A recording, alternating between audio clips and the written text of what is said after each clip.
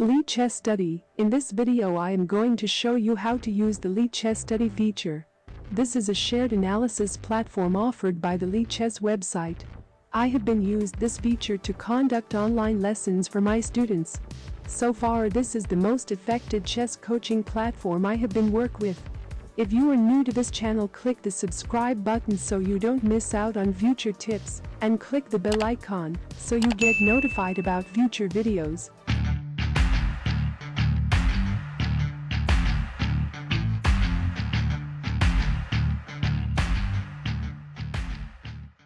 Okay, now let's get to it. As I mentioned before, Lichess Study is a shared analysis platform, so you can use Lichess Study for online lessons, analyze the game with your friends, or if you like to get to your opponent after the game and analyze together. You can go to a Lichess Study by learning, study. Or you can go to Tool, Analysis Board, and then click this menu button. Here you can go study by clicking this Lichess Study button. Here you will be able to create study directly, but let's start with the basics, so go to learn and then click study. So this is the page where you keep all your study organized. Here there are few things you must know. All studies tab contain all the public studies created by others, so you have access to them.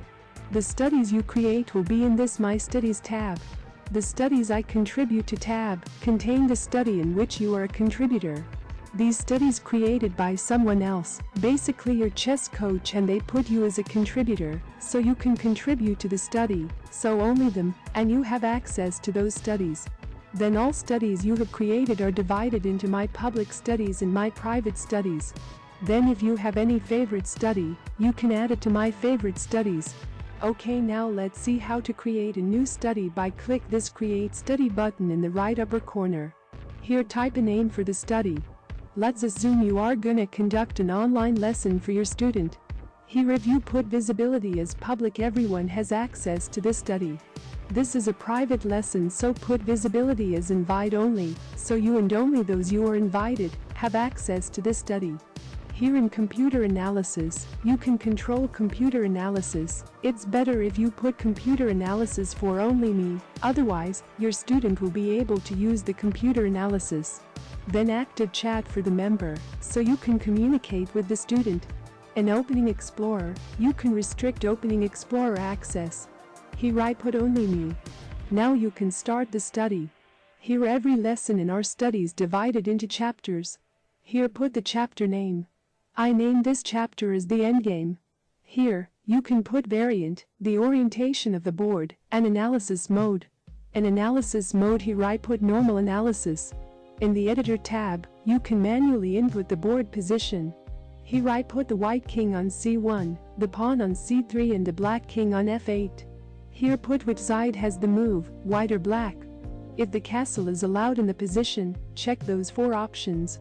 In the URL tab, you can use URL to load a game from lichess.org or chessgames.com. Using the Fen tab, you can import board position to study using Forsyth-Edwards notation, known as Fen notation. PGN tab, this way I use most of the time to import positions. Here you can use PGN file to import up to 20 positions. Here choose file, and select PGN file from your computer.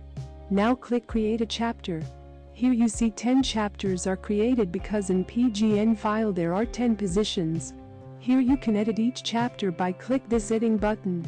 Here you can edit, analyze mode, orientation, and name of the chapter. Besides, if you want to change the board position, go to the menu. Here you can again flip the board. If you go to board editor, you can edit current board. Here I make some change to this board and press study. Now a new chapter is created, so select where you want to save the chapter. Here I save this chapter in our previous study.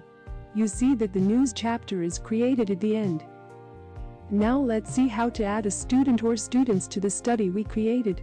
To do that, your students need to have a Lichess account, and you should know their user ID. Okay, first go to the Member tab and press Add Member button. Now type the student's username and select the name in the drop-down menu. The name will be automatically added.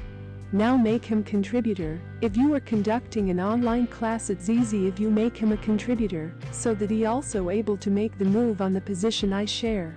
Okay, now let's split screen to another user. You see there is a new notification. I am gonna click on that.